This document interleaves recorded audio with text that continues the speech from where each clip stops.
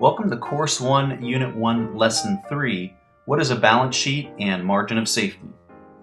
In this lesson we have 4 lesson objectives. The first is to understand the importance of a balance sheet.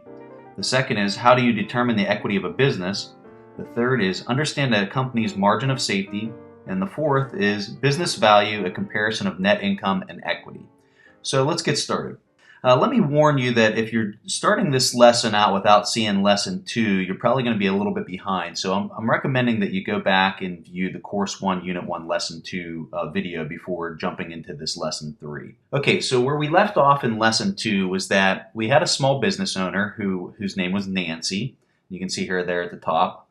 And she had this small ice cream business, and the ice cream business had $100,000 in revenue, and as it went through all the different costs, she eventually ended up with $20,000 of net income or earnings. And we know that term, net income and earnings, is a very important figure to understand because that's the amount of money that's left after the entire business model. And Nancy had 2 options. She could keep that money for herself, she could pay herself, or she could put the money back into the business. We had talked about in the previous lesson what Nancy's business was worth. So let's assume that Nancy wants to sell her business. She doesn't want to own it anymore, and she wants to sell it, and she's asking $200,000 for somebody to buy it.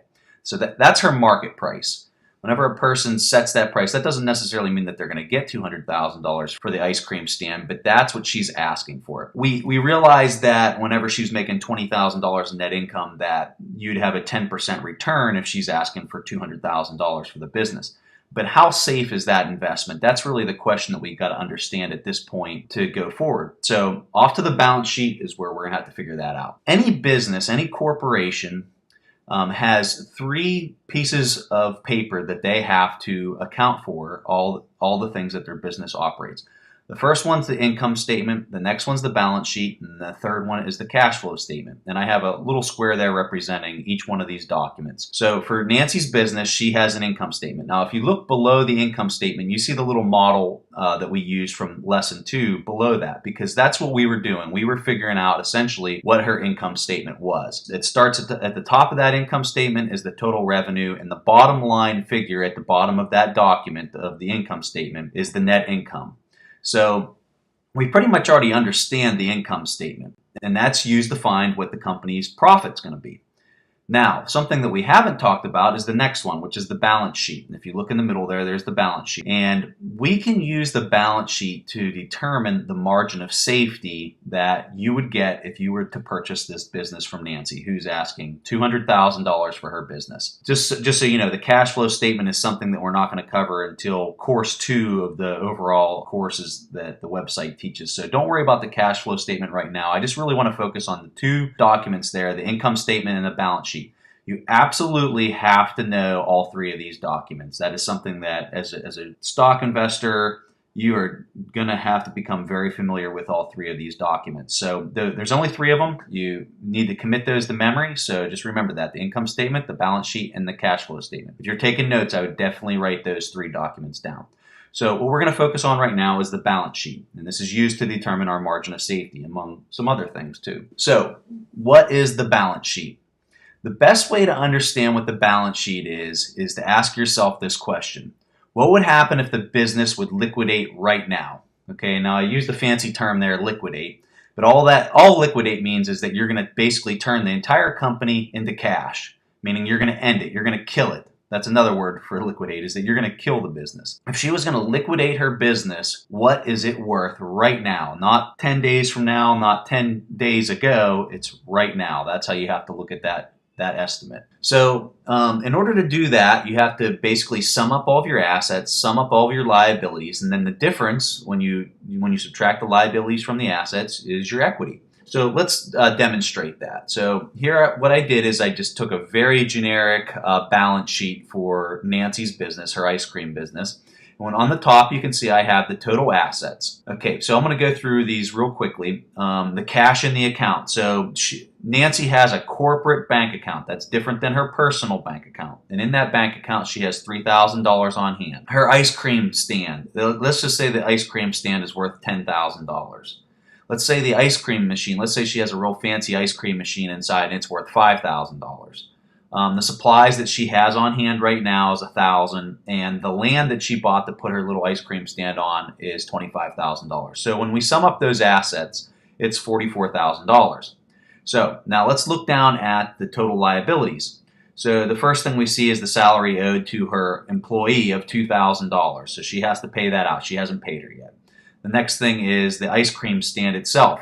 Now you'll notice that I listed the ice cream stand up in the assets, and I also listed the ice cream stand in the liabilities. On the top, it's $10,000. On the bottom, it's $9,000. The reason that the ice cream stand is listed twice is because she hasn't paid for the ice cream stand. So although the ice cream stand is worth $10,000, she's only paid off $1,000 of it. So she only owns $1,000 of that ice cream stand. The other $9,000 she either owes to the bank or whoever lent her the money in order to buy it. So we just learned something about Nancy's ice cream stand here, is that she doesn't necessarily own that stand itself. She only owns $1,000 of it, of the whole $10,000 worth of the ice cream stand. So then we look at the ice cream machine, and we have the same exact thing. The machine might be worth $5,000, but $3,000 of that is still debt because Nancy doesn't own the ice cream machine. She took out a loan in order to buy it. So she owns $2,000 of the $5,000. Okay, and then we look at the land. So she would have bought that plot of land and the land is worth $25,000 is what she's listing it for. But she still owes $23,000 on that land. So she's only paid off $2,000 on that land. So when we sum up all of her liabilities, we see that Nancy owes $37,000 on this ice cream stand. So what we got to do is we just take the assets, we take those total assets, we subtract the total liabilities, and we see that Nancy's equity in this business, and the equity is just the difference between those two, is $7,000. So this sheds a whole lot of light on Nancy's ice cream stand. You know, it might be making $20,000 a year in profit, but the only thing it's worth on the books right now, which is her balance sheet, if you look up in the top left there, the balance sheet, the equity is only $7,000 on this business. So in order to get a better idea of a balance sheet, I often encourage people to sit down and try to determine their own equity with a balance sheet. You know, sit down with a blank piece of paper and write down all your assets. You know, write down how much you have in cash in your bank account. Write down how much you think your car is worth right now. And you have to say what it's worth now, not what you bought it for. How much you think your house is worth. And then go down to the liabilities and then start listing how much do you have in credit card debt? How much is your loan on your house? How much is your car loan still, and list all those things. And then what you do is you just add up your assets, subtract your liabilities, and see what your personal equity is. And when you do that, you're really going to have a better idea of what a balance sheet actually is because you've done it firsthand. Okay, and one final thing I want to highlight here is you look up on that balance sheet in the top left. The equity is for the whole business when you value the entire business. When we start talking about shares, one share, the terminology that's equivalent to equity is book value. So whenever if I slip up and say book value, I'm actually saying equity, but book value is per share. That's equity per share. Okay, so now we're going to look at here. If Nancy couldn't find a buyer for her ice cream stand, how much is her business worth? Okay, we said that, you know, if we valued it at $200,000, it's going to give her or the person who would buy it a 10% return. But if no one's willing to buy it for that, how much is it really worth? If she just wanted to end this business and she couldn't sell it to anybody, how much is she going to get? And the answer is her equity. She's going to get $7,000 for this business. So you saw a business that went from, you know, her trying to sell it for maybe $200,000, but if she can't find a buyer and she just wants to kill the business and sell her ice cream machine and pay off her debts and all that, she's only going to have $7,000 left at the end of the day. So this difference between what the market price of what a person's asking for and the actual equity that's sitting in the company, that difference is the risk. That's the margin of safety. And this was Benjamin Graham's big thing, which we learned was Warren Buffett's professor at Columbia. His big thing was margin of safety. If a business didn't have a substantial amount of safety between what the market price was and what the equity was, he was very hesitant to ever buy a company. So like in this scenario, the equity is actually 3.5% of what the market price is, and you know that's no safety at all, because let's say you'd buy this business for $200,000. Let's say you bought it. Okay, there you are with your ice cream stand, and it's making that net income that you saw, which was $20,000.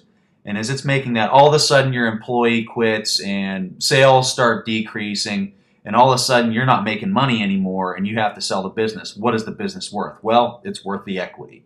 So there you are. That's all the risk that's wrapped up into this company, is that difference between the market price of what you buy it for and how much the equity is for the company on its balance sheet. And as you can see, the closer the equity is to the market price, the safer the investment. So as we look at this slide right here, I laid out the two things. We've already talked about the income statement. That's what we learned in lesson 2. And now you see the balance sheet, which we learned about in this lesson. So the net income off of the income statement was $20,000 a year. Therefore, if you're buying that business for $200,000, you can expect a return of 10% on your money. But that's only if the business operates like it's supposed to. That's if all the customers keep coming. That's if all your employees don't quit or change. That's if your ice cream machines never break, or you don't run into any issues, you don't have any lawsuits, any of that stuff. Okay, that's what the business would be worth. But as we go over there and we look at the balance sheet, and the equity is only $7,000, that is a lot of risk that you have. And so the margin of safety is really low on this investment. The equity is 3.5% of the market price. So you're looking for something that would have equity. If the equity in the business was $150,000 and your net income was $20,000, you'd probably have a very easy time, asking $200,000 for the business. But in this case, I think she's going to have a very hard time finding a buyer at $200,000 when there's only $7,000 of equity in the business. Okay, so I'm going to quickly jump ahead. The thing I really wanted you to get out of this was understanding what the term equity was, and also understanding what margin of safety was. So if you got that out of this lesson, that's what we're really shooting for. I'm just going to give you kind of a glimpse of what's to come ahead here. So if this confuses you, don't worry about it. Just go to the next lesson and you should be fine. Okay, so if you remember from lesson 2, I want you to look at the $20,000 in net income. I told you that the owner has the option to do two things. They can either pay themselves, or they can put that money back into the business. And if she pays herself, that's a dividend when you're dealing with stocks. And when you put that back into the business, I said that it could potentially be retained as earnings. So when we look at this, I put the balance sheet off to the right-hand side there. Let's assume that Nancy took that $20,000 and she was putting it back into the business opposed to paying herself. You would actually see her equity, hopefully, if she's making wise decisions by paying off her debt at this point based off her balance sheet. You would see that her equity would increase by that $20,000 if she's making payments straight to her debts. So that's what you'd like to see. So did her earning power increase by very much? Maybe a little bit, because she might have made some wise investments in maybe a new machine or whatever. But generally speaking, she's probably going to still be making about $20,000 a year. But what did change is that her equity would have probably gone from $7,000 up to $27,000 if she put all of it in there through 1 year's period. So what she would have done is she would have reduced her risk. She would have increased her margin of safety because her equity would have increased in the business. But her net income would probably still be generally close to the same. So that's something to kind of look at. And if you didn't understand that, that's fine. You're going to get plenty more as we go along. So that's just something to think about as we're looking at this scenario very early on. We can already start to see how some of this stuff is going to be playing out. So the 4 things that we learned in this lesson, we learned about understanding the importance of a balance sheet, and we understood how to determine the equity of a business. We understand the company's margin of safety, and we understand the business value, a comparison of the net income to the equity. So I hope you learned a lot, and I'll see you guys in the next lesson.